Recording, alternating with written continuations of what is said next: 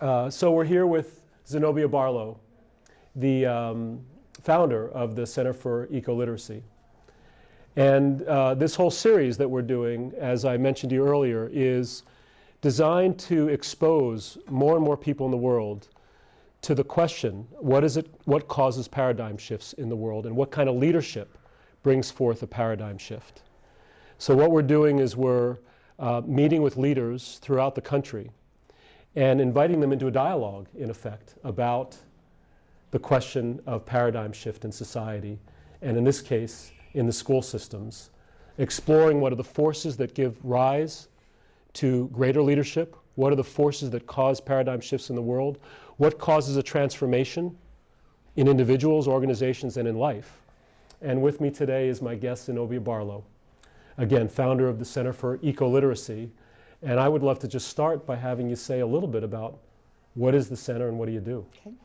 Well, maybe the first thing I should do is say that I'm a co-founder, which is significant, because I co-founded the Center for Ecoliteracy with Fritjof Capra, who's a systems theorist and a world-famous writer, really, and Peter Buckley, who's a philanthropist and former businessman. And so this has been a collective effort. And it emerged out of an ecological think tank, and we were contemplating paradigm shifts and how to apply ecological thinking really in various contexts to business. And so we did some work on ecological management, eco-management, and produced a book. But we were much more deeply engaged in the question of ecological literacy and how you would educate young people to understand how nature sustains life.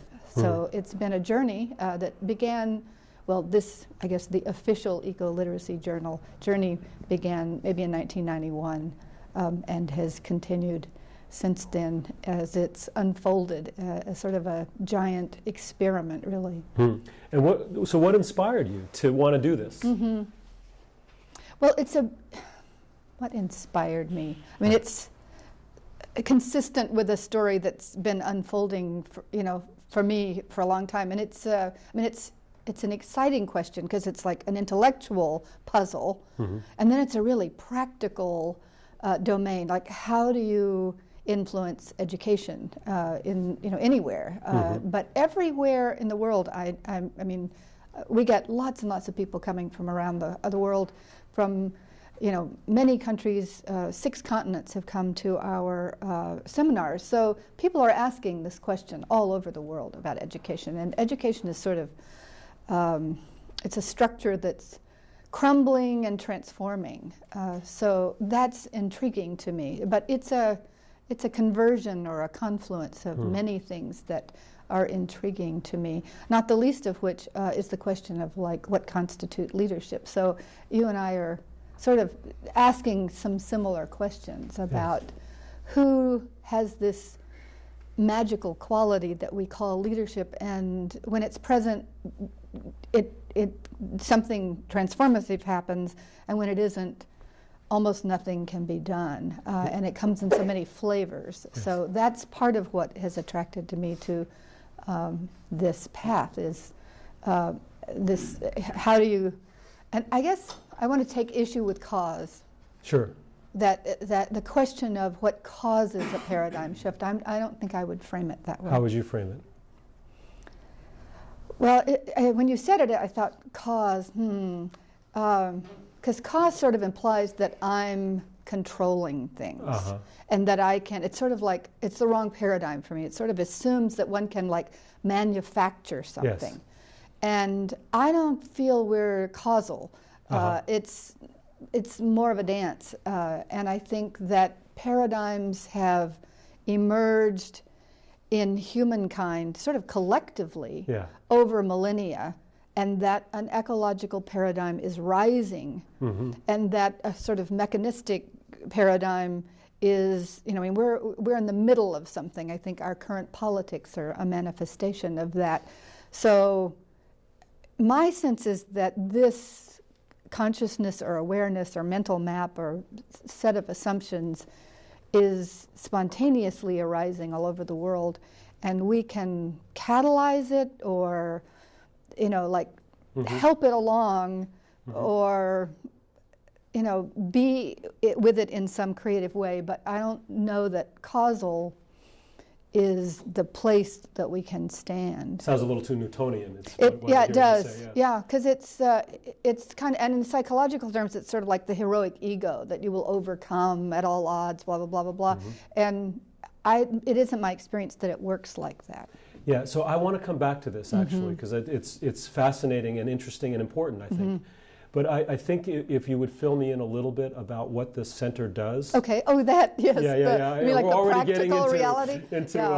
into big ideas, and I welcome that. Right. Let's come to it. But come back to the center, and you had an inspiration, an idea to found with Fritjof Capra. And Fritjof wrote a book called The Tao of Physics in I 1975, of course, and I think there's been a renaissance. I just didn't know how to pronounce his first name. I know. Part of my job in life is to go around saying that the J is silent. The Dancing Woolly Masters, too, wasn't he? Pardon me? Didn't he write the Dancing Woolly Masters? No. That was somebody else? It's the flautist who's a friend of his. I've forgotten the guy's name. He's a Chinese Tai Chi master. Got it. So what do we do? I mean, we asked the question of, like, how could you take education as it is, not like create some ideal model somewhere, but how could you work with education as it exists in a way that transforms it and makes it possible for people, young people, teachers, really to teach kids how nature sustains life. And so, and we began, interestingly enough, in Marin County with an experiment with the Mill Valley schools a long time ago. And I learned a lot. And a lot of the things that we discovered in those first experiments have really remained true. And part of it is there has to be leadership in the place. I mean, it's just the cardinal rule. When you say in the school system? In the school system. Yes. It has to be present in the system.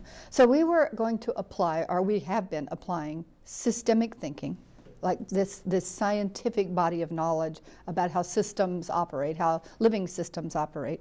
And then that systems theory has been sort of applied to social systems. So we came with a theoretical background out of an ecological think tank, and we founded the Center for Ecoliteracy to apply this conceptual framework to schools to see, does that work? So part of what we decided early on was that we would use an attractor model, that we would say what we wanted to do and then see who showed up. And so, and we would only go places where there were really leaders present. Yes. And so, we asked educators what could work in their places. And so we've been involved in school gardens and habitat restoration. We were one of the founders with the Bay Institute of a project that's famous and local called the Freshwater Shrimp Project that gets kids out into creeks and doing watershed restoration. And that was, almost 19 years ago. So now there are like 20 miles of restored watershed, and some of those kids have gone off and graduated from Harvard. But it was an experiment in the 4th grade. Yes. So practically, in the Bay Area, we have worked literally with schools. We've gone in and engaged them, much as you might do as an organizational development consultant, to find out what's already in place, what's their vision, how can we help them embody it. And it's led in lots of interesting ways. But all along the way, we documented what we were doing. And so we've written books and published books, and we have a very vibrant website.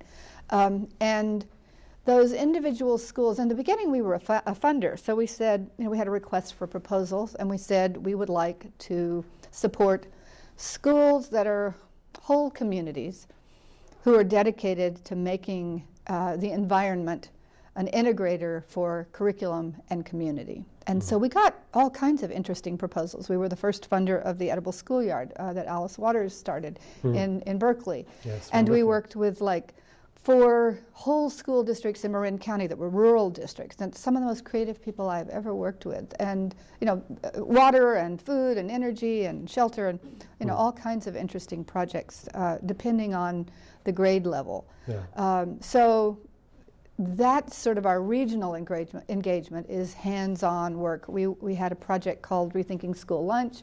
We had a food systems project. We worked with the Berkeley schools to create the first school food policy in 1999 in the country, and it, sort of reverberated around the world. So we have used this region, this bioregion, sort of as our living laboratory. Yes. But as we got more and more interest, then we began to have a seminar program so that people could come and spend a week with us. And we almost always require that people come in teams, so that whatever they learn and plan, there's some hope that they can go back and engage their school as a community, as a system for changing schools. Yes. So I'm interested in a particular dilemma that I imagine you experience at some level. So the school system is usually a fairly bureaucratic system with structures and systems and rules and boundaries, et cetera, and yet the model that you're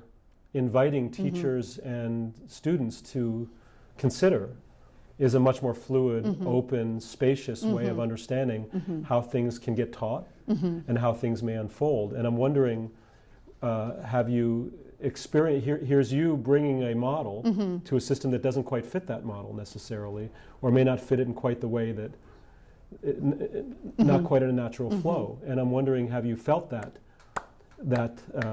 have you felt resistance or felt yourself coming up against the system that exists and barriers?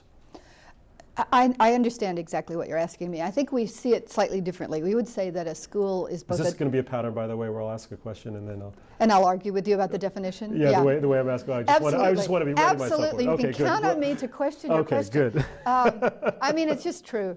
It's my nature. Okay. So, because I'm really listening for false dichotomies. It's one of the things that I'm really tuned to, because I think it's one of the ways that we trap ourselves. Yeah. So I would say it a little differently, which is that schools are design structures, which is, like boards of education and superintendents and district offices, people we call downtown. It's policies and rules and regulations and what do you call them, mission statements. All of that can either be the enemy and the obstacle, or it can be the asset. So we're always scanning for what is the readiness and the commitment of the design structure. It's very important, because if you can get the design structure doing this, it's fabulous. But that's also the realm of mandates. So I think there's been a few $1 billion invested in discovering that actually mandates kind of don't work. So there's also the emergent structure. Yes. So if you can get the processes of the school or the community or the informal network of relationships, if that is in tune with this kind of commitment, if you've got both, if you've got bottom up and top down, if you've got the formal structure, the designed structure working in the direction that, I mean, for this commitment or any commitment, but in this case for environmental sort of focus, you've got a lot on your side, but it can't be imposed. So and we've looked a lot at leadership. I mean, leadership, people who are leaders, at least in this context, really understand the design structure, know how to play it, know how to work it, are effective at it, and they also create cultures and sort of, I mean, what can I say, vibes, this is California, a place that it's safe to experiment. Yes. And a place where, they model a certain kind of leadership like the ones that you describe in your book, where people are individuals and parts of a community where, and I'm going to say she, because in lots of schools the leader is a she, at least at the elementary level. There's a school not far from here that is the most incredible embodiment of leadership, and it's, what's the name of it? Mary Silvera Elementary School. It might even be in San Rafael School District. And the principal had like 100 kids who had leadership roles in the school. And some of them were on the Energy Committee, and some of them were on the Interior Design Committee, and some were on the Conflict Resolution Committee, but they all had leadership roles in the school. And I talked to the librarian once, and she was like, oh, I'm so chagrined. I just got a little note that said, Mrs. Smith, we noticed that you didn't turn off the lights when you left for lunch. And, so, I mean, the idea of little kids being on an Interior Design Committee, and I was in a hallway, and there was like these little, they're like little teeny chairs, and there was a sign that said, speak and listen. So it must have been the place where the conflict resolution process. Sounds like it, yeah. So this kind of leadership that is the sort of emergent. So the people who I've observed who are the most successful at this are principals or superintendents who are managing the design structure very effectively and cultivating an emergent process.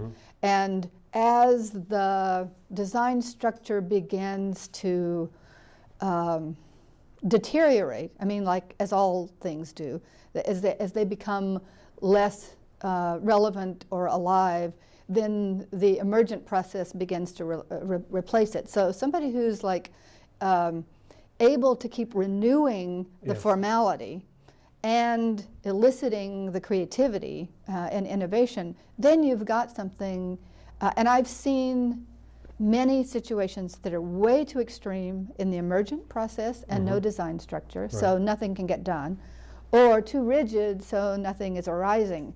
So it's dynamic. And a blending. And I get it. It's a beautiful expression. What I'm hearing is that structure, it has some value. And yet fluidity also, and if those two, it's almost like the blending of masculine and feminine. Absolutely. Coming together, and somebody, a leader, who's able to navigate both of those worlds, I don't know if it's equally facilely, but well, is more likely to be able to foment movement. Absolutely. Yet with enough structure that allows that movement to take hold, if I understand. Yeah, absolutely. That's exactly what I'm trying to say. It's brilliant. Well, you can see it present in schools because people spin out and they'll leave or they'll shut down and go or close their door. You know, I mean, like, you know, teachers can close their door and go into their classroom. So you see a lot of that, or they can be coaxed out. And so somebody who can handle, you know, because there's usually like somebody up above somebody else in an education system. I mean, either there's federal mandates or the governor. Or, there are those structures that I was referring to. Everybody's always, you know, I don't know what people think about school. I mean, it's funny. I think people think that everybody's sort of sitting around waiting for someone to tell teachers what to teach, as if they didn't have anything already doing. So, but, you know, inside schools are, you know, I mean, they can't afford to be very permeable because everybody has some opinion about what they should be doing. So a leader in a school setting is able to like hold some kind. I mean, that's what I hear. Maybe you hear this too about leaders, in schools anyway.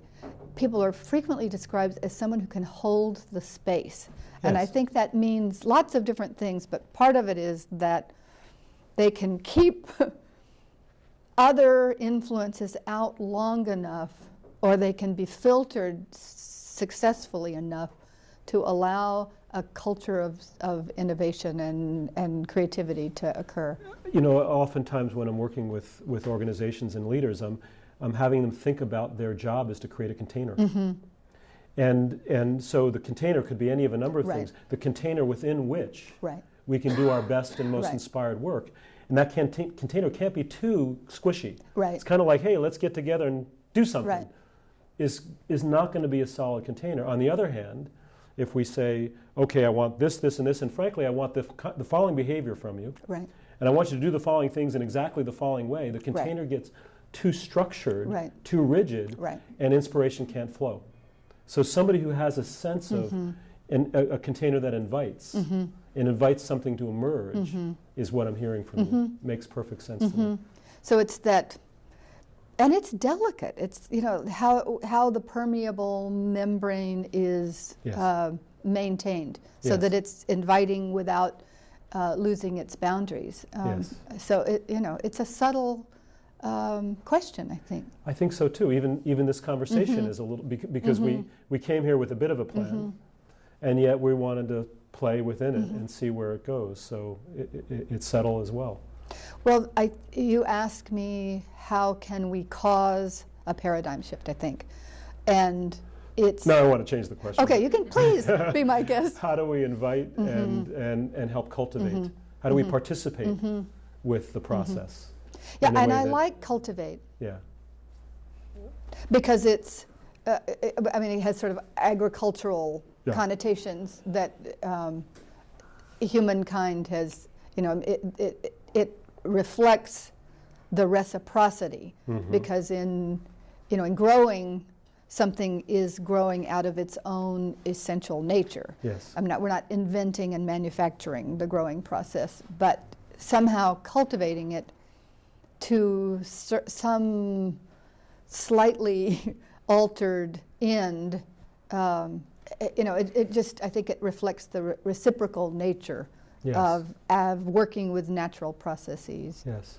And it sounds like you've chosen a strategy, which is to say that you're not going to go in and slam others you're not going to go and proselytize your view in such a strong way that you create, I would imagine, defensiveness in relationship to you. You're going in and offering, and you use the term an attractor model. Yeah. Say a little more about, I think I understand it, but say a little more about it. Well, that's probably systems thinking, and we won't go there. It has a sort of scientific implication as well, but just, as simple as, someone has invited us in, because we don't just go in somewhere. It's not what do you call it? It's like colonialism. We're not going to occupy some school district or country or something. Taking over the region. Yeah, exactly. Is not quite, Which, it's like a huge waste of energy. It doesn't work. And I've seen many examples of it. So, it just doesn't work, and it certainly doesn't work if you're attempting to model an ecological paradigm. So, so someone invites us for one reason or another, and usually what we'll do is some kind of event that.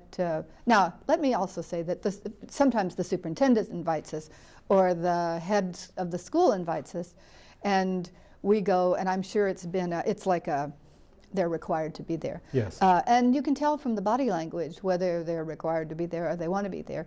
But somebody who works with me, Carolee Sly, Dr. Sly, is, I love that name, isn't that great? Dr. Sly, it conjures up someone who looks entirely different than she actually looks. But anyway, Carolee's a veteran educator and a master of working with educators, and a former teacher herself and a former professor. So what Carolee frequently does is look at the curriculum maps of a school, and finds out really beforehand, frequently on the website, like, what are these people doing? And so we usually let the school community or the faculty know how much is already in place. So we began by saying, we see you, we recognize you. That just changes the energy, because I think a lot of people go like, I'm overwhelmed, I've got enough on my plate, I've got all these bits and pieces. I cannot, I think it's true too, we can't possibly entertain another piece called whatever it is. Yeah. So really, I think the path is to demonstrate, not talk about, but to demonstrate how an ecological framework is an integrator. Yeah, that's wonderful. Years ago, and earlier on in my career, I was fascinated by this idea of resistance, and I started to think about what is resistance, and why does it exist, and what is its nature? Right. And I wrote this article long time ago. The title was "Let's Bury the Term Resistance," because even embedded in the term resistance is a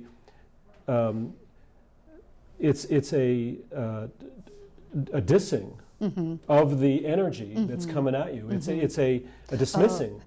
And so if there's resistance, they're meeting something. Something's coming at them, and they're not buying it, right? They're not going with it. They don't like it.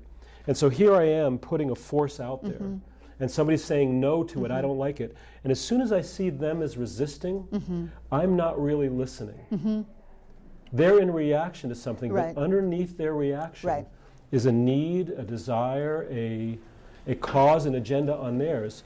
And so what if I looked at that energy that looks like resistance, what if I looked at it differently? And instead of resisting the resistance, what if I invited it or welcomed it and was curious about what's going on over there? And then see it, instead of resistance, as well, here's my thoughts, my desires, my beliefs, here's yours. And then how do we engage in dialogue? And it feels like that's kind of how you're playing at the edge. Right. Yeah. Well, I guess I would say that there's meaning in what we've called resistance. Yes. And that's a very rich place to elicit what's going on. Yes. And treat it as if it's meaningful. So I agree with you calling it, I mean, it's kind of interesting because it's an energy assessment. But of course, if you're colonializing something, you just get more tanks. You just and you roll drive over right through it. Right. Yes. But I think we've also demonstrated in our foreign policy that's not quick or cheap. And it comes back to pay back later, and in some cases generations later. I'm thinking of Iraq, and I'm thinking of the consequence of blowing past the Arabian countries with the belief that we're right and they're wrong, and the consequence of that, we pay a price, I think, generations to come. Yeah. Yeah. So I know that Lisa, is it Lisa, is an Aikido master, and I think these are all sort of Aikido principles. I mean, you can just spend all your energy attempting to impose your will. Yes. But I haven't taught, but my sense is that this is probably part of the magic of teaching. Is like, so why is that kid acting out? What, you know? So well, we work with some indigenous people, and their council process and their society, when they're in council, what the sort of general principle is, how can I change myself to reach you, rather than how can I make you, you know, be how I want you to be. Yeah. And it's so alien to us to ask, you know, if there's a problem or a, you know, failure to communicate, how can I improve it or change it? So we use their council process, and it's so ingenious. It's amazing to me, and it has let me see if I can simplify it. What they say is that a sustainable community has to have at least 4 perspectives to be present to achieve the paradigm shift. I don't know if we're talking about the same paradigm shift, but the paradigm shift I'm representing would be this ecological worldview or this ecological model. So their notion that these 4 perspectives have to be present for a society to sustain itself over time in a limited resource base over millennia. So, and they've developed social practices and processes that make it possible for cooperation, I mean like profound cooperation to occur. So what they say is that they're like these 2 dimensions, and one of them is outside of time. So one is the vision society, the people who really are the perspective that anticipates far into the future what the consequences will be. These are the people who are like moving at a rapid pace, who have big ideas, and their counterparts, or their shadow in a way, or the people on the other side of this are asking the other question of like, so what needs to be endured? I mean, what needs to be conserved? What traditions need to be preserved? And so you've got past and future, you know, like back, I guess that's where the 7 generation idea comes from. Yeah. So, but then there are people in real time who are present time. And that's people who are concerned about relationships and feelings and social dynamics and who's been excluded or who's in the room. And then the people who are like the action society, people who always ask you, what are the next steps, and who are, you know, they're ready to implement. How do we take action? And tomorrow. Yeah. So part of what we do when we work with schools is you know, I mean, you can take 4 days and do a deep ceremonial process, or you can take an hour and say, okay, we're going to ask a question. Could you get into groups, and we're going to ask this question? And so people pretty much gravitate to one of those questions. And you can, I mean, in an hour, you can find out if, I just did this with a school last week, and there was one person in vision, and everybody else was like some kind of outside agency. And I don't think he was a vision person anyway. He was really an action person who wanted to know what I could do tomorrow. So this is a school that was completely lacking a vision perspective. And there was one woman in the Tradition Society who had been there a long time. She'd been there 20 years. So, and then then there was sort of a war going on between the relationship kinds of people and the action people, because the relationship people felt like they had never been asked, did they want to do this thing? So the action people were already implementing something that there was no vision for, and there was not enough community agreement to even pull it off.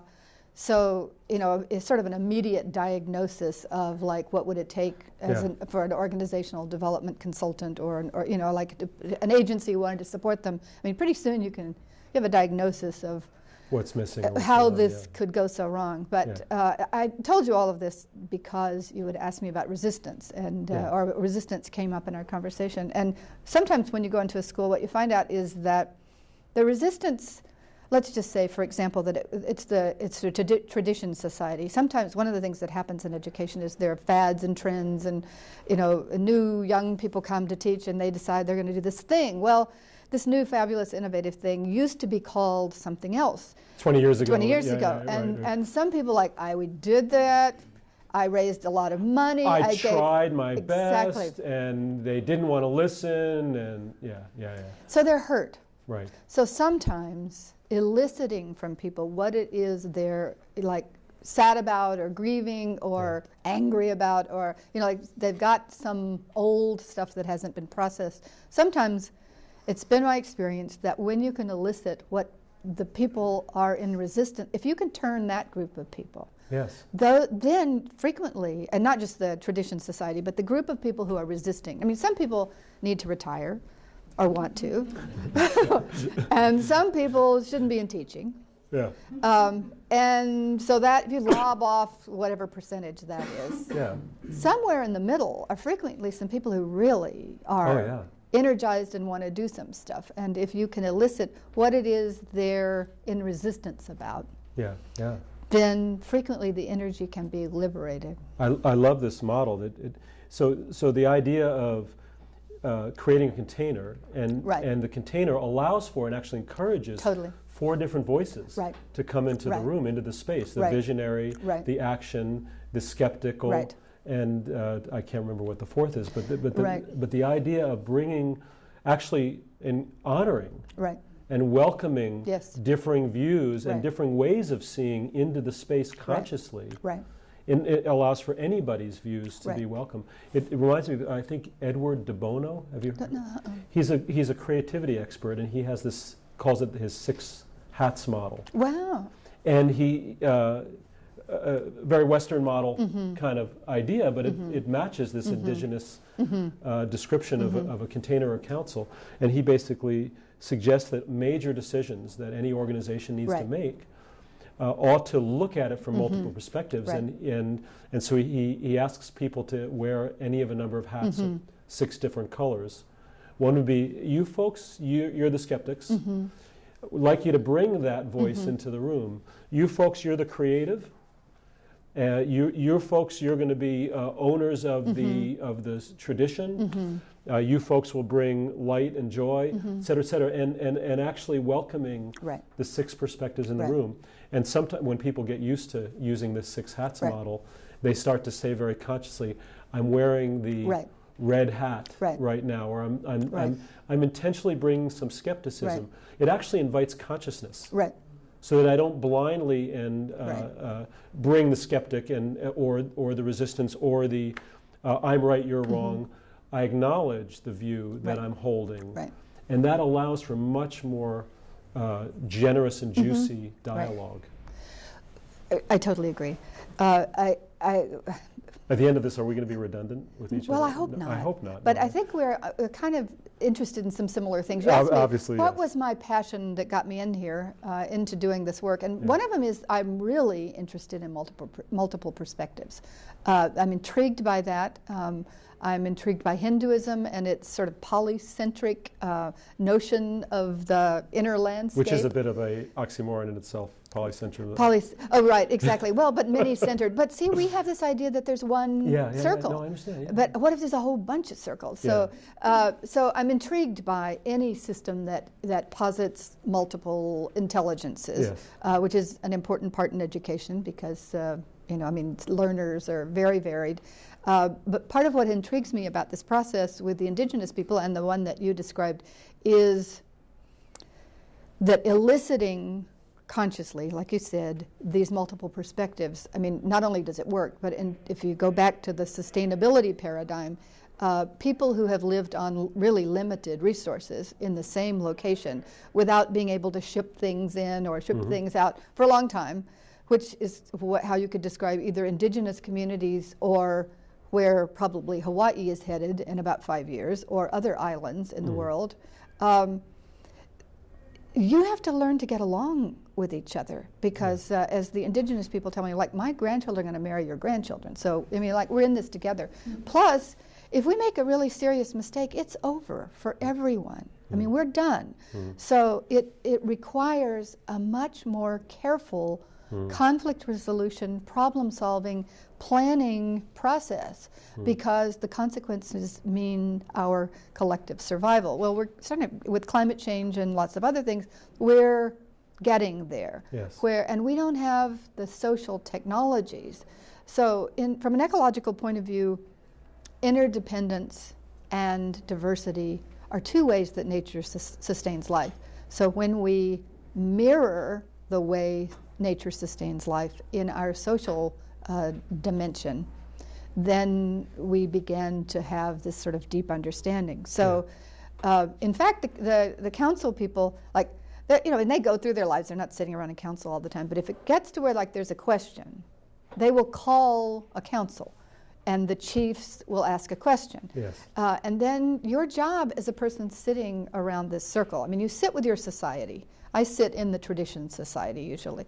And you sit across from the Vision Society, and they all are together.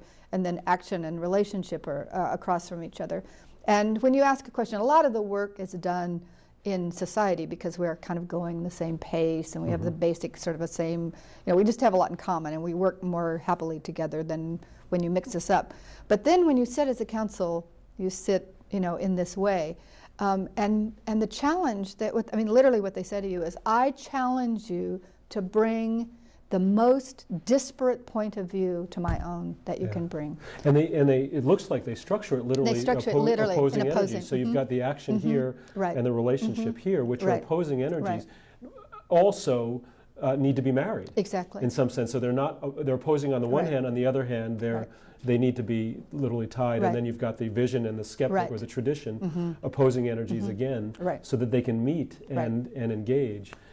And bring your best so that I can bring my best, and now together let's see if we can find a synthesis.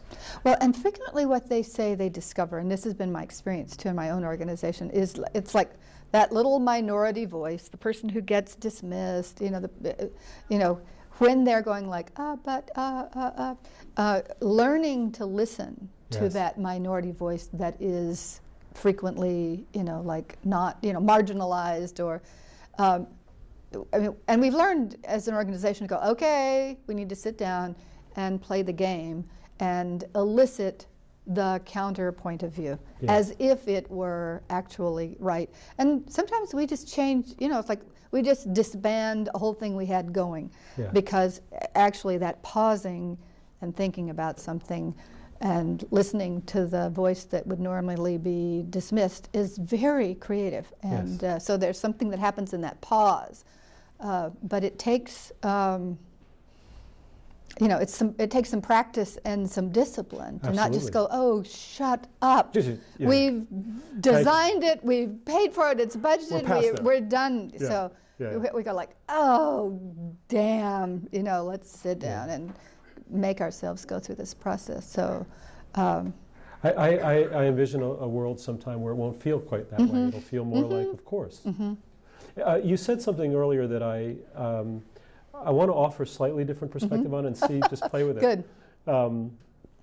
You said that it's diversity and interdependency that sustains life. My thought was it's also what transforms life. Right. In the sense that whenever there's too much homogeneity in a conversation or in relationship, then the forces are there to remain as they are.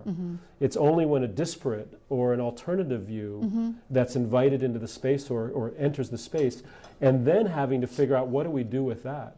It's I think it's Hegel who spoke about thesis, antithesis, and synthesis as the cornerstone of change and of of the vibrancy of life. And I think about that in terms of transformation. You've got a point of view and a different and opposing point of view. And if they enter into battle, you can squash one or the other, and that doesn't work, obviously, in the long run. A compromise doesn't quite feel like it's that it amplifies or causes something different. It's kind of like two people arguing, what do we do tonight, and then they compromise and they both walk away feeling like, yeah, it's not that great of a thing. But Hegel was offering that a synthesis through dialogue between both of these two opposing forces, that's movement, that's change, that's transformation. And how do you create a system and a relationship, and how do you provide leadership that invites thesis, antithesis, and ultimately synthesis, to me, is the foundation of transformation. Well, of course, that synthesis is immediately up for being transformed again. I mean, it's like it's not. Well, I guess I was saying from a point of view of living systems that in nature, there's interdependence. I mean, the universe as we know it, or the universes. I was just thrilled to be listening to the radio the other day, and some expert who was a physicist was saying, well, there probably are infinite universes. But anyway, for the universe we are currently acknowledging, from the intergalactic to the subatomic, it's a nested system. Yes. And it is a network of relationships, and that network of relationships is dynamically changing in order to remain constant. Yes. And it's evolving over time. It's developing. And it's constantly creating diversity within that interdependence. So networks, interdependence, development, dynamic balance, these are all ecological ideas. This is the ecological paradigm that we're not causing, but cultivating or inviting, encouraging, or honoring. Yeah. And so I'm hearing that in your view, when you were saying sustaining, you weren't thinking in a static way. Actually, you were. It sounds like you were thinking that if we allow for the vibrancy that comes from diversity, that vibrancy is actually part of the larger system and the sustaining of the system as it continues to evolve very naturally. That feels good. Yeah, that's the problem, I think, with the word sustainability, is that people think of it as static, but it's inherently supposed to describe life. Yes. And life, in order for us to stay alive, we have like a temperature that's within a certain parameter, and we use that temperature to remain alive. And if we go beyond it, all living systems have some kind of boundary beyond which, or like parameters beyond which it can't go. But how we, all of the stuff, you and I are both fasting, so, like we're going through this process. Can you all believe that? We enter the room and we find out that we're both fasting at the same time. And slowly. Slowly. I could offer you some more, so. She's having me drink this lemon something or other juice. It's a little strong. It's what Beyonce uses to stay bootylicious. Yeah. So it can't be all bad. Yeah. Well, so lately I've been hearing in sustainability circles people using the word resilience. And maybe that implies more of the dynamic nature of life. But anyway, when I'm using sustainability, it's like the question of like, how do living systems sustain themselves over time? And that's a very dynamic process. It is, and when you include the image of vibrancy in the word sustainability, now it makes perfect sense to me. To me, sameness over time or homogeneity breeds stuckness, which then takes some of the life force out of the system. And that's just a different way of thinking about leadership than I think most leaders think about. They think about, let's have a goal, we're going to get to the goal, and here's my vision for the goal, and here's the measurement for the goal, and I want your opinion about the goal. And then they're engaged in what feels like a more protracted conversation that doesn't actually necessarily allow for and encourage the life that wants to emerge in any system. Yet a different kind of leadership might be fluid and consistent with that force that Right. wants to emerge. Yeah, It's very delicate and yeah. very different. I've never gotten very far with the what's the goal, and you know, I mean, I know that you have to do that, and you know, for sure I write those and I turn them in and I get funded for them, but my She experience. said somewhat reluctantly, "Yeah, I do that kind of goal thing." You need a destination. Yes. And your book talks about, I couldn't tell because I read it speedily, the opportunist, the strategist, you had about 7. Yes. And I didn't know if you were implying that sort of like developmentally, that you go from one to the other, or that it's a range of possibilities. A different conversation. Probably, Okay. yeah. Okay. But in that model is suggestive that as we evolve and grow, if we evolve our consciousness, Oh, I see. then we're able to include more and more. And so at the higher levels of consciousness, we're able to see wider and wider things, and able to take into account more and more, and able to see systemically. So I find that the kind of leader who is more capable of fluidly guiding and encouraging a system is not your basic meat and potatoes leader. Right. It's somebody who actually sees systems and is able to see the interconnectedness and is able to look in the mirror Right.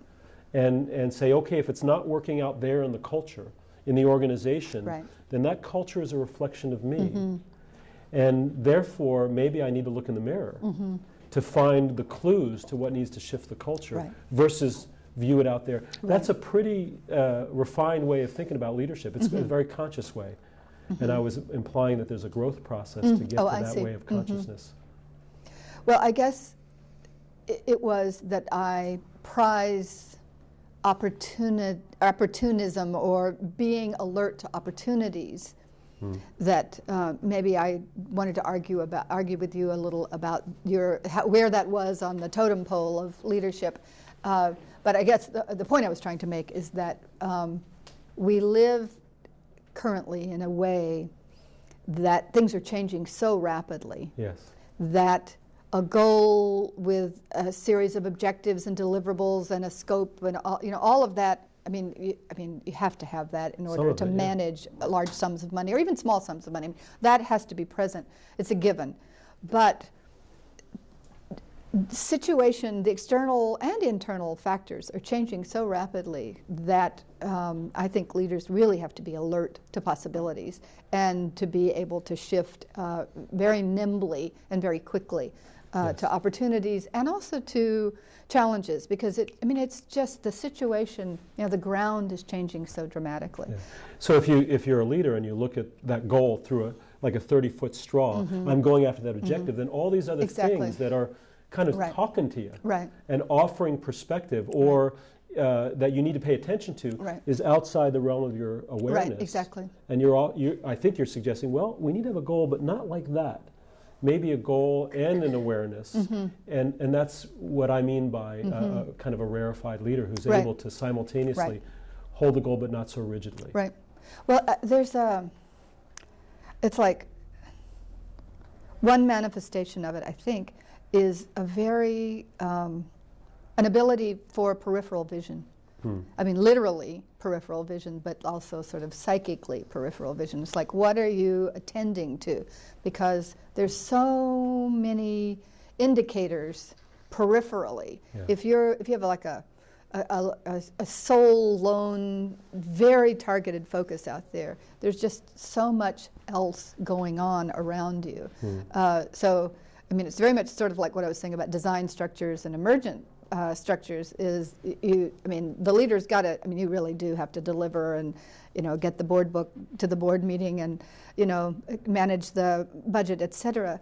But there's just here's where all the possibilities are occurring, or, so it's sort of like being able to shift back and forth between a very narrow, sharp focus and a soft focus. Because you're like reading, even the body language of the people in your situation, as well as what they're saying. So being able to move back and forth between dimensions, I think, is vital. Which I think is partly why you were saying the false dichotomy about if you look at the school system as a bureaucratic system, you're only seeing one part of the system. Exactly. There's also an emergent system that may or may not be as active, but it's there. And so we need to meet both and be in relationship to both. Yeah. And if we are able to facilely honor both, then we're more able to engage with that system well. Exactly. If I understand. Well, and especially in a school, because a school or a university or any place called a place of teaching and learning, the point is the teaching and learning. So you can think, okay, there's a building, there's classrooms, there's desks and stuff, but the process is what is the point. And so, what are we doing that allows that process to occur at its highest possible level?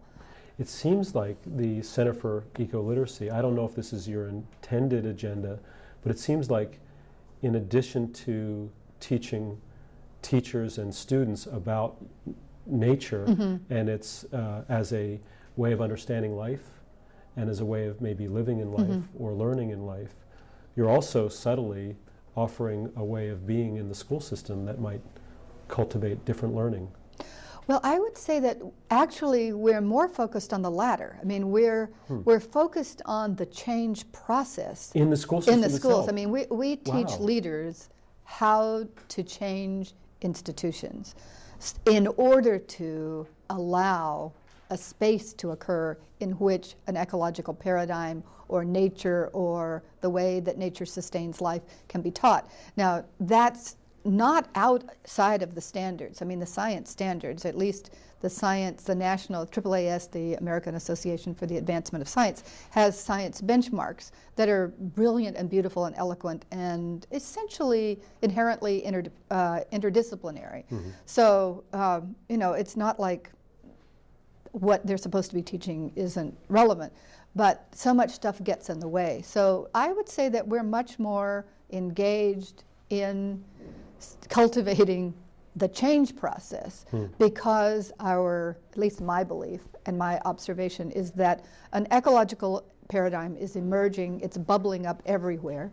There are all kinds of people and parents and teachers and educators and business leaders, and I mean, people want this to happen. There are a lot of people who don't, who are engaged in sort of to me, an outdated paradigm.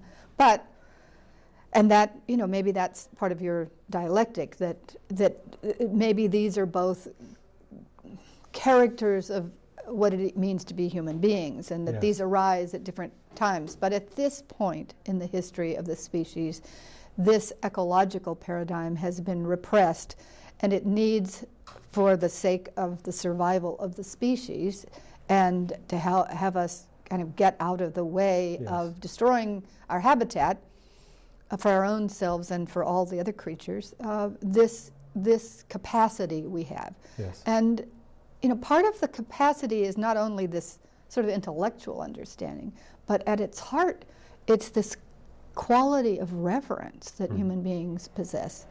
And so in schools, that quality, that capability that is human of compassion and a sense of wonder is present. It's present in the early grades. It can be fostered in the early grades.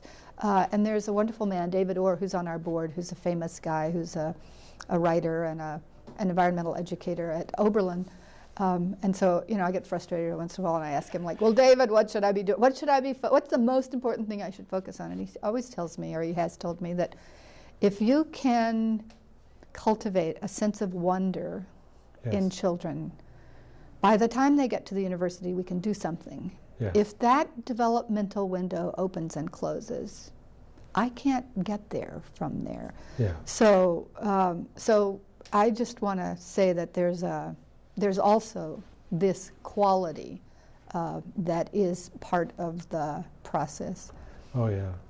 No, I love that there's the ultimate aim is that the students are invited into a model or a different way of seeing life, and little by little cultivating from within that model.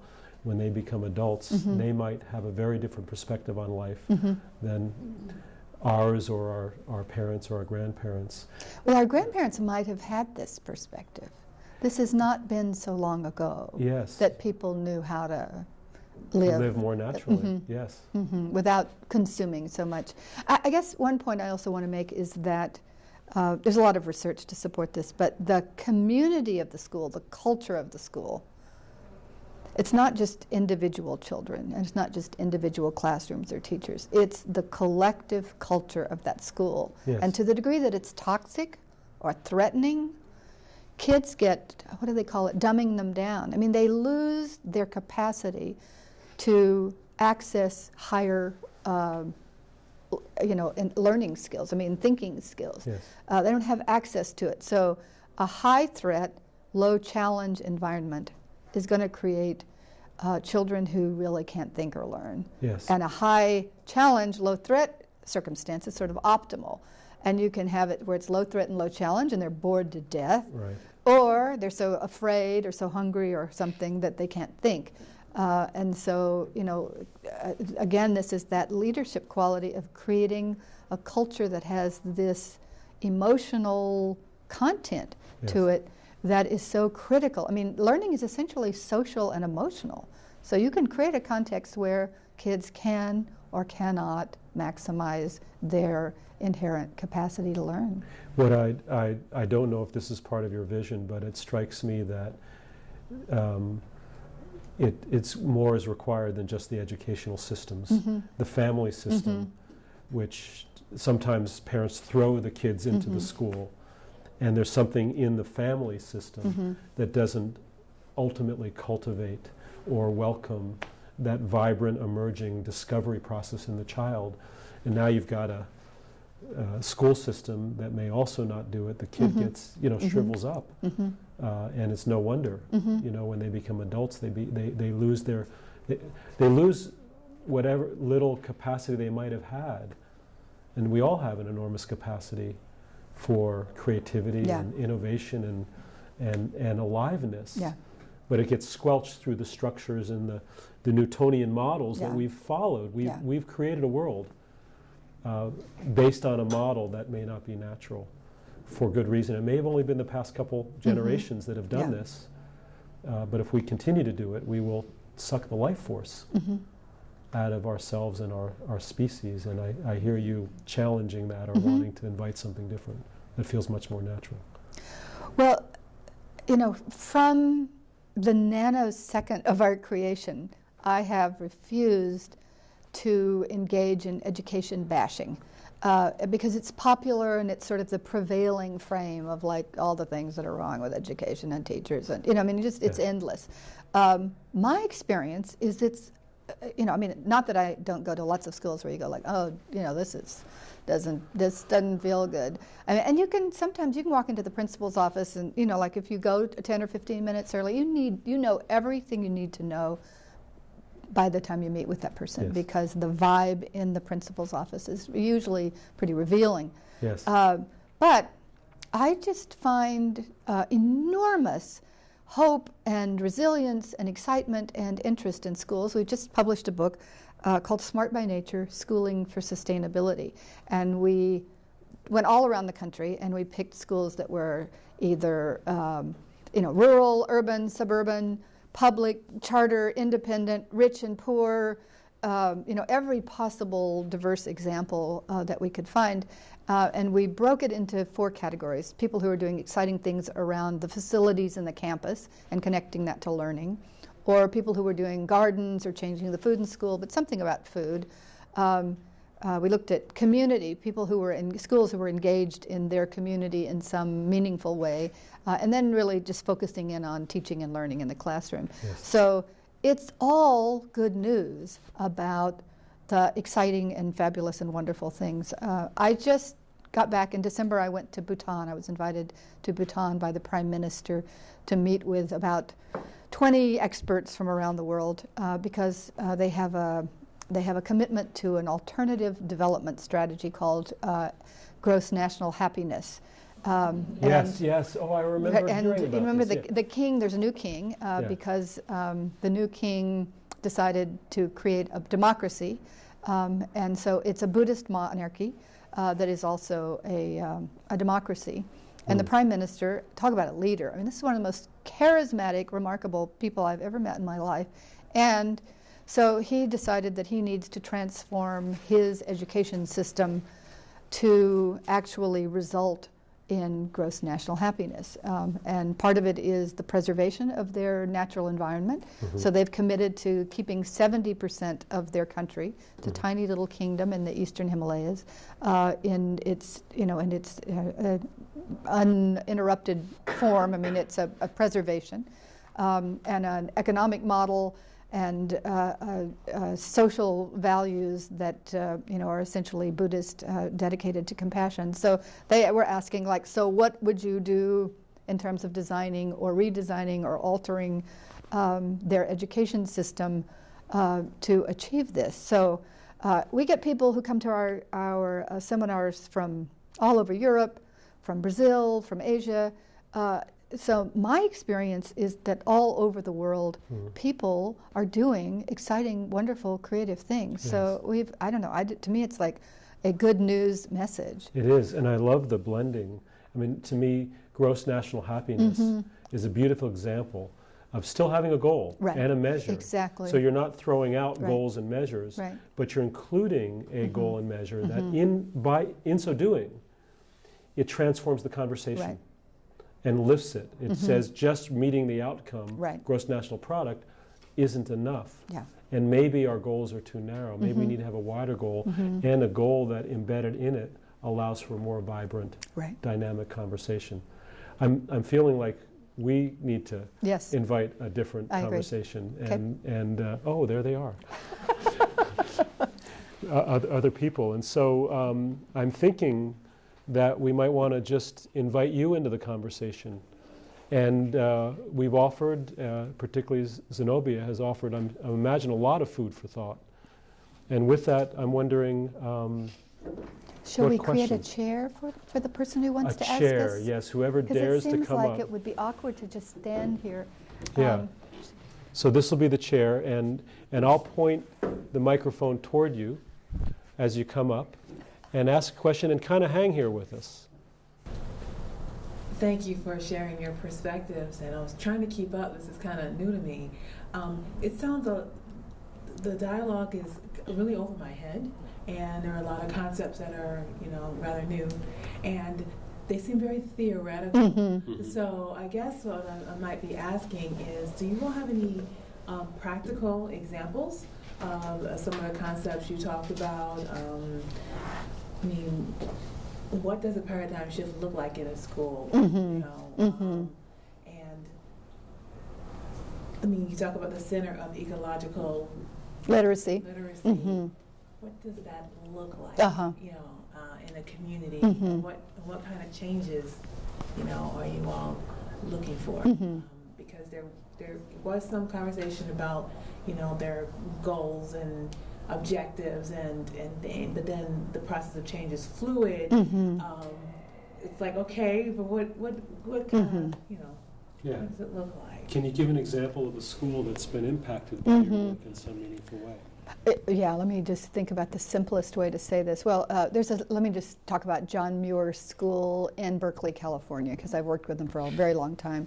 So, they wanted this to be a happier, more exciting, wonderful place for kids. And they wanted kids to know more about the natural world. So they have an environment around the campus that they could restore a creek, and they could get the kids involved in it. And they found places on the campus where there's enough sunlight to have gardens. And so then you have to figure out how do you get the kids outside and when, it's like, and some teachers are more capable of doing that than others. They're not comfortable. Some of the more veteran teachers are, like classroom management is a skill set. And some of the veteran teachers are able to work with some of the younger teachers or the newer teachers to show them how you take 30 or 60 kids outside and not have it be complete chaos. So, there's like, teaching is very complex. So there's what the content knowledge is you want these kids to learn, but daring to take them all outside more than once it's a learned process, and so we worked with the school over a long time. We helped them raise money. They have gardens all over the place.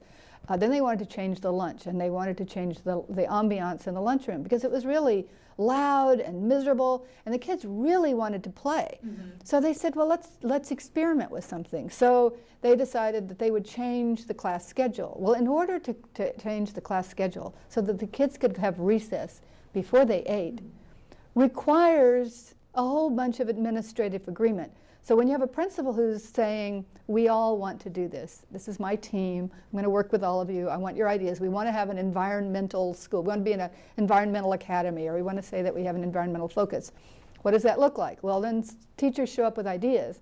So if at the point they go like, okay, we want to change and we want to go out to recess before we have lunch, then it's like showtime. The principal has to decide if they're really down for all of that.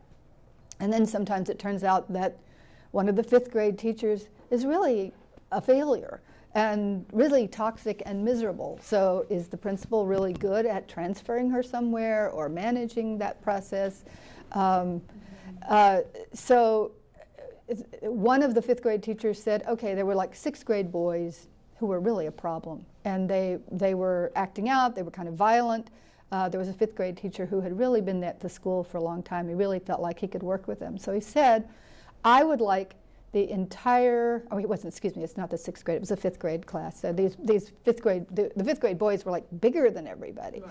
So, so he said, I'll take all of them. So there was an auditorium that really wasn't being used. So he said, give me the auditorium. I will take all of the kids in the 5th grade and I will have lunch with them separately. And we'll measure all of the leftovers of the food at the end of the lunch, and we'll make it into a science lesson, and we'll recycle together, and we'll create these bins together, and we'll teach them, where to put stuff, and then we'll measure, and we'll get these kids engaged. So he sort of created an environmental academy of his own for the 5th grade, just because in that school they were having that challenge. And then people from the community decided they would support him. So he had like dance teachers come in and work with the kids. So, and this is a school that has, a very mixed population and, a very mixed population in terms of income and race and background. And they wanted to be imaginative. And so they got, this principal was able to keep the superintendent from stopping them from changing things. And then the teachers really showed up. And the cooking teacher, who didn't have a degree, decided she'd go back. She got a teaching degree. And so this 5th grade classroom teacher, the garden teacher, and the cooking teacher, all over a period of time, they recruited people who had teaching degrees. And so instead of having like a 30-minute session, they had like a 90-minute or 120-minute session, and the classroom teacher, the garden teacher, and the cooking teacher all collaborated, and then these kids had this integrated experience, moving from the classroom into the garden, into the cooking place, and then into the cafeteria. So they would plan these days that worked. So that is a single example of a single school. I could probably give you hundreds of examples, but I'm trying to give you just something concrete. So working with this team and their administrators to have a vision of what they wanted, and then supporting them through professional development. We do a lot of professional development.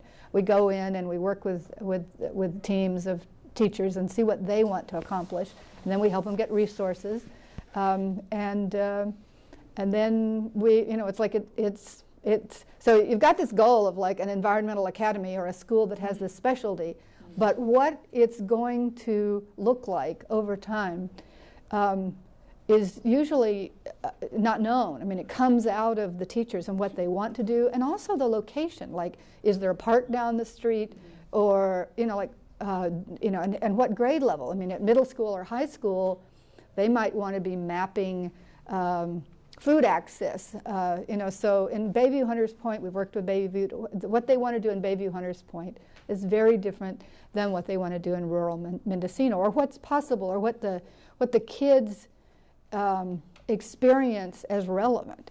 At high school, these kids want to work on justice issues.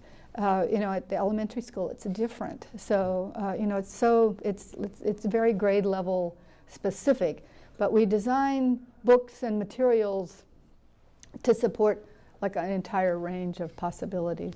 So if I can translate a little bit in my way of thinking, so much when the school is set up to produce an outcome of education and learning, and there's a model. There's the superintendent of schools, and then there's the commissioner's office of education. They all have these tests that students, at least in the public school system, have to follow, and you get used to cranking out students in a system, and the teachers and the administrators in that system, oftentimes when they want to create change, they think about it in terms of trying to control change. Mm-hmm.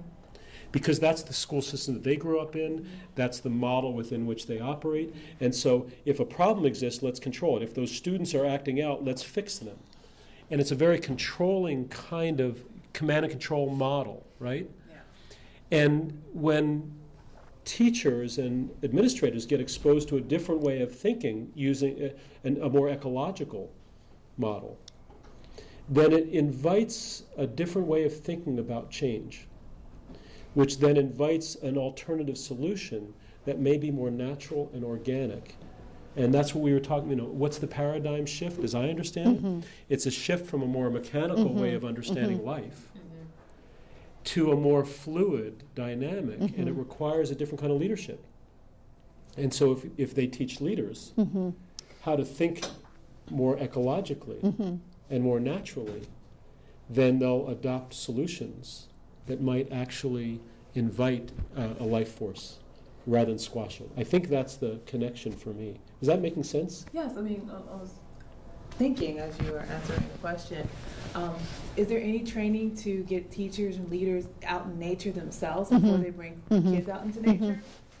We really work with teachers and principals. We don't really work directly with kids. And always integrated into our training is some kind of hands-on experience. And we try to model the pedagogy we espouse and work within the limits that, like schools, like we see, like wherever we are, we kind of like look and see what's in the surrounding area that we could demonstrate how it's possible to open the door of the school and walk down the street and make that sort of an expanded curriculum or an expanded classroom is that world around the school. Yeah. As in the community around the school? Okay. I find, for starters, that this is really an exciting program and this connectivity to nature and everything, but I guess I'm a little wondering how you make this connectivity real to mathematics or to biology. Or, I mean, as cooking, I could certainly see chemistry, but outside of that, where does that happen in it? Is that part of your program too? Well, it's just interesting. I mean, it's like if you ever have to build something or create something or do something, I don't know about you, but algebra, it's like I didn't know what they were talking about. When I finally got to geometry, it's like, yes! I mean, they're talking about shapes and space and things that I can conceive of. So lots of kids, I mean, mathematics is sort of the hurdle in education, and lots of kids are not keeping up, and they get behind in math and math scores in middle school, and it's a lot to do with the dropout rates in California. Is you can look at, the Kellogg Foundation says that you can look at literacy in the 2nd or 3rd grade and predict prison rates in adults. So not learning to read in the 2nd or 3rd grade is very likely to get you in prison. It's some huge, horrible predictor. And not being able to accomplish math scores in middle schools, you're likely to drop out of school. So lots of kids they're not learning math as some abstraction. You get them into the garden and you ask them to create like a pathway that is most likely to capture the maximum sunlight. That's a very complicated kind of assignment. Or, I mean, even to build, a bed you know, like you're dealing with real things, you have to measure stuff, I mean, anything that falls down. I mean, so environmental project-based learning is a fabulous way for many kids who are not succeeding in classrooms to learn math, because it's practical. You know, it wasn't until I grew up and I realized to ask and answer a few questions that I thought, oh, I wish I had that algebra more present for me. I mean, it's like, if I'm trying to solve a real problem, mathematics is kind of interesting. I mean, it's like a tool, but to sit around having to solve it in the abstract doesn't really activate a lot of learners. And then the second question you asked was about biology. So the idea that we would study biology completely removed from the biotic world, I mean, it's kind of absurd that we would try to understand life without ever seeing how life works, like outside of the confines of the classroom. So, but managing an engagement, you know, a pedagogy that is experiential and hands-on. I'm not saying it's simple. And it includes the rubric of tradition in which you eventually have to, you know, test out and all of that. Oh, absolutely. Absolutely. But, you know, it's like when we work with educators, I mean, I think they notice that they got a whole bunch of learners who were, it's not, you know, I mean, I don't know who had this idea that learning was maximized by seat time. I mean, sitting somewhere, having people talk at you. There's like billions of dollars and many years worth of research that is not the maximal learning situation. So, I mean, one of our precepts is that the optimal learning is in the real world.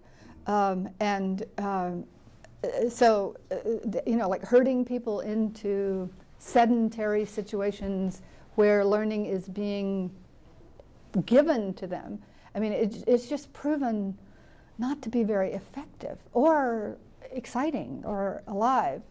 So if you want to teach math, I mean, there's let's see, what is it? The UC Botanic Garden published a book a couple of years ago on teaching math in the garden. I mean, if you want to teach shapes and patterns, a garden is a lot more full of shapes and patterns than a classroom. Sure, lots of places to relate to the issues. And has that proved out to improve test scores at the end of the year? I mean, is there data that's been, I don't know how long your program's been in place, but is there some data that's been accumulated that proves that out? Yeah. Because being somewhat of a traditionalist myself, you know, it does kind of get down to show me. Does it work? Yeah, exactly. You know, a really tacky article was written in the January issue of the Atlantic Monthly, attacking school gardens. And so a whole bunch of us have written replies. And the Center for Ecoliteracy has just written a reply called Weep or Reap, I think. And it's about, and I mean, it's like a reply to this tacky article, but it's filled with a summary of research on studies of the effectiveness of school gardens as in education. So if that's a question you'd like to pursue, ecoliteracy.org has a new article that includes a long list of websites and references for the research around school gardens and their efficacy. So we've got representing the traditionalists. Right. We have, what was your name again? Joe. Joe, representing the visionaries. We have Zenobia, and yet this is exactly the kind of it's a necessary question. Yes, you know, and so if Zenobia, this gets back to how does a leader lead in this kind of conversation, and we hold that polarity for a little longer. Could I just say one more thing? That in the research we did for Smart by Nature, our recent book, what I discovered is that $500 billion are spent in America on K through 12 education a year. And if you look at the graduation rates in California, I don't think even 50% of the kids who enter are graduating. So it's not working. Right. So if you want evidence, we have plenty of evidence that what we're doing isn't working. That's for sure. No, and that's part of what I think drives everybody is to find something that does work. But there still are those mandates, whether they're that we have to succumb to. No doubt. So there are the mandates and certain standards and expectations that are legitimate and worthy. And then there's the data that says, well, what about those half of those students who drop out? So for me, the dialogue is right here. Mm-hmm. It's somebody who's saying, I want to offer perspective, and then the traditional saying, great, and what about this? And finding a blending. Finding a way of honoring the need for standards and measures, and honoring the need for vibrancy. Both need to be included for some kind of educational system, in my mind, to really truly invite students to a different way of life. But I have to say, I love the standards. If you've ever read this, I know a lot of people have read the standards. I have read the standards. A lot of them are just thrilling. I mean, it's the content knowledge of Western civilization. So, I mean, I'm not opposed to it. It's like, could we just teach it in some way that is interesting and that people like learn it? Right. So the form and the content come together. Thank you. You can let go of the polarity now. Thank God. We're at risk right now for the first time in America. Our nation's children are the first generation that are at risk of dying before their parents due to obesity-related illnesses. And for my thesis, I'm looking at the effect of sugar and processed foods in the National School Lunch Program and how that affects children's academic performance at the elementary school level. So I'm curious, obviously some overhaul needs to happen here for our school lunches, and I'm curious what kind of paradigm shift or leadership change could enable that to happen? Well, that's a very intriguing question that I've been working on for more than 10 years. I don't know if you know that. We worked in Berkeley in 1998 and had the first school food policy in the nation, and we said we accept responsibility that cognition and nutrition are inherently related, and we also accept responsibility that every child really deserves and needs and will be fed in Berkeley. And I've been working for a long time. It's very challenging. I don't know if you saw that Michelle Obama and the president announced today that they're going to do something. 10 years ago, my old friend was the Senate Pro Tem at the time, 10 years ago, and I went to see him, and he went like, oh, Zenobia, are you crazy? Do you think I could walk on the Senate floor and talk about, nutrition in kids and without people just like, throwing me out of there? So in a decade, we have gone from going like, oh, please, like let them eat arugula, to realizing this is like a strategic blunder on the part of the United States, and that, people that say to me like, we can't afford to feed kids. Well, we can't afford not to. I mean, the CDC, the Center for Disease Control, has said this is the greatest public health epidemic we've ever seen. And it also is creating, don't get me going on the Farm Bill and the way that we create these commodities that come into the school, because it would be cheaper to just pay the corporations to keep the stuff rather than send it to kids, either put it through their systems and make them obese and create diet-related disease. And then there's a solid waste problem. It's equally a catastrophe because they don't eat it, they throw it away because a lot of it's inedible. So, but it's also, oh God, I think it's like $13 billion. So it's a $13 billion national revenue stream. And there's a lot of people or a lot of corporations that are profiting from it. Also, I've worked with hundreds and hundreds of food service directors. It's, but from the time that I went to school until I came back and started getting interested in it, something happened, and something terrible happened, and all the kitchens closed down, and then all the facilities changed, and pretty soon we were like just thawing, or kind of thawing, and kind of serving this stuff called that we thought was food to kids. So now that we've all kind of awakened that this is a problem, in order to change the food in schools, you have to change the facilities. Well, because they're really designed for frozen stuff that gets thawed. So if you want people to cook, then you have to have real food coming in. So then you have to have places where real food could be refrigerated, and then you have to have people who have union agreements to be allowed to cook. And the food costs are, we can't afford to buy the food.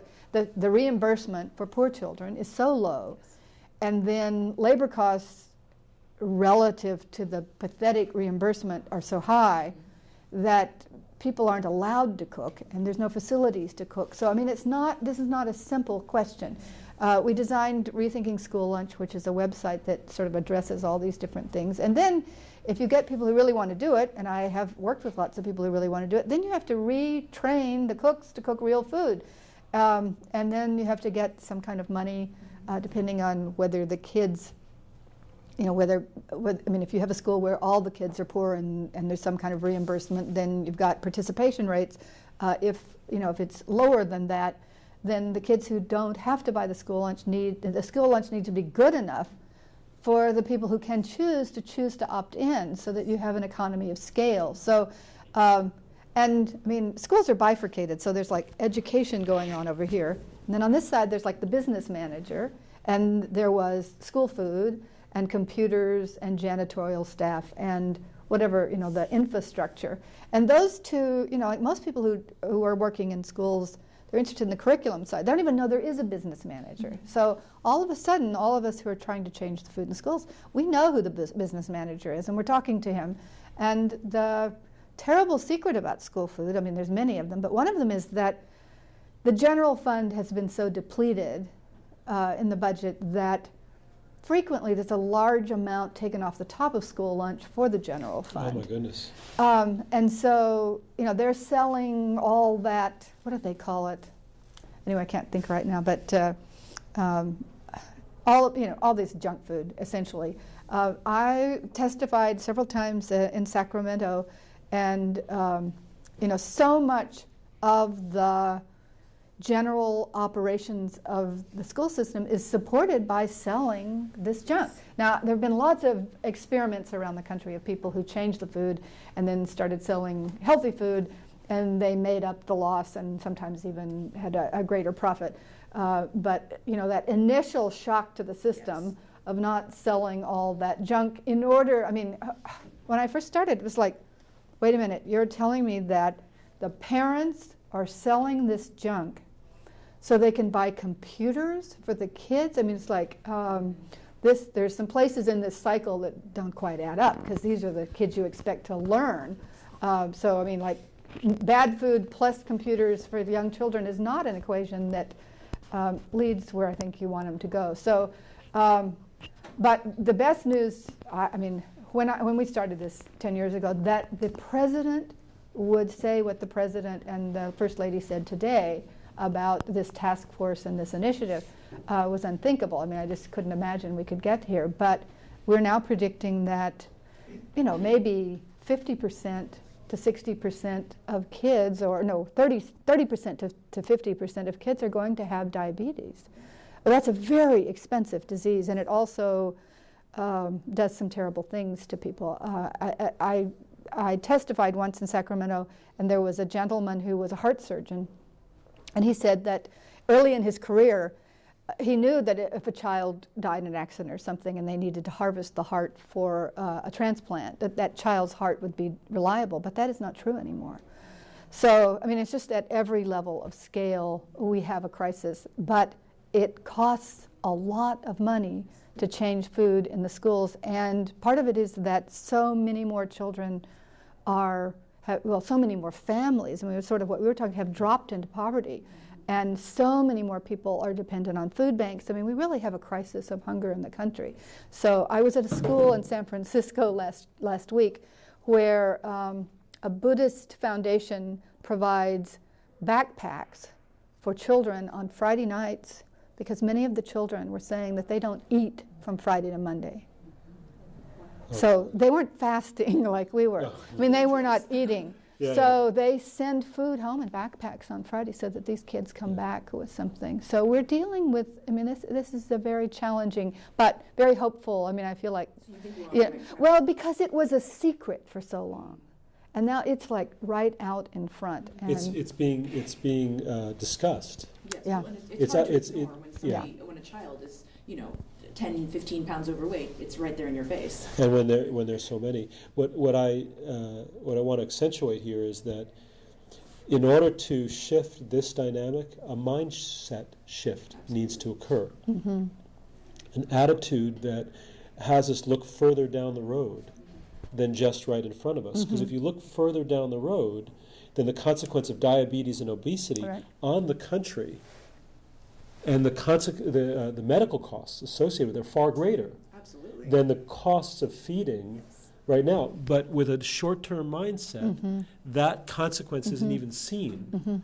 So I believe, again, reinforcing this idea of eco-literacy, is that eco-literacy is a mindset shift that invites an understanding of the system, both present and future, and the factors around it. And that if we understood that system, we might make different choices.